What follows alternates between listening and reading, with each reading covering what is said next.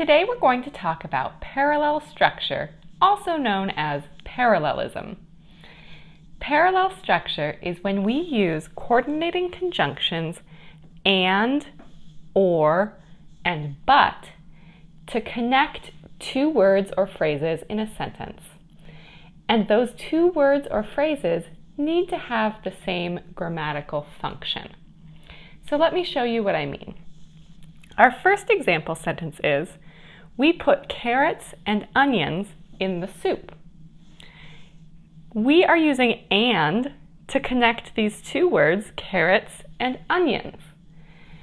These are both nouns in the sentence, and so we can connect them with the coordinating conjunction with correct parallel structure. So let's look at some more different types of parallel structure. Our second example is, he likes playing soccer and baking. In this case, our coordinating conjunction and is connecting playing soccer and baking. These are both gerunds, so they have the same grammatical form, and we're connecting them with that coordinating conjunction and. So they have correct parallel structure. We can do this with gerunds like playing and baking. We can also do it with infinitives. We could change this sentence to say, he likes to play.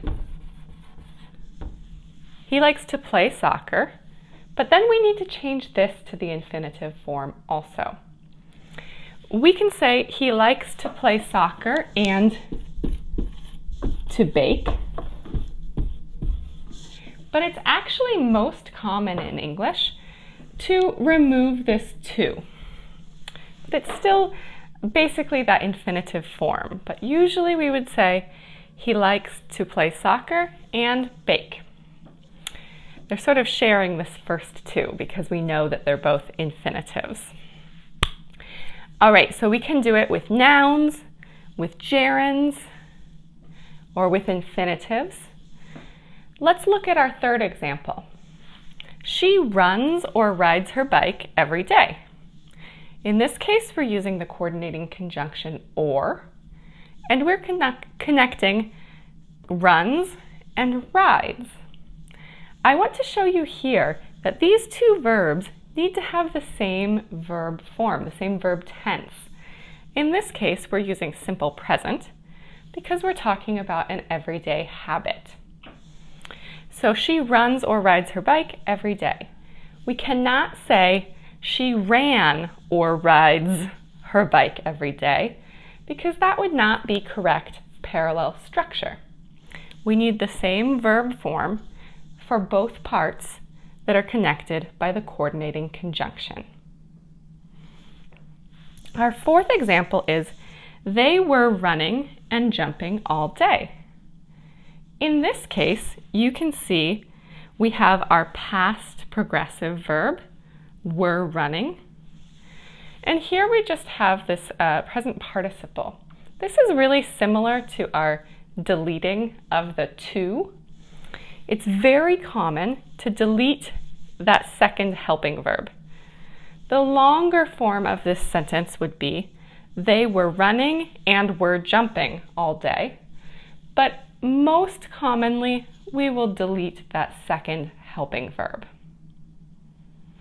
All right, our last example is, it was cold but sunny today. Here we're using the coordinating conjunction but to connect two adjectives, kind of like we connected two nouns here. It was cold but sunny today. So we're using the coordinating conjunction to connect two words of the same grammatical function. Now there's one more detail I want to share with you, and that's how to use commas with these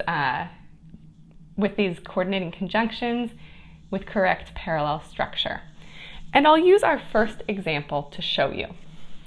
Here we say, we put carrots and onions in the soup. But what if we also had peas?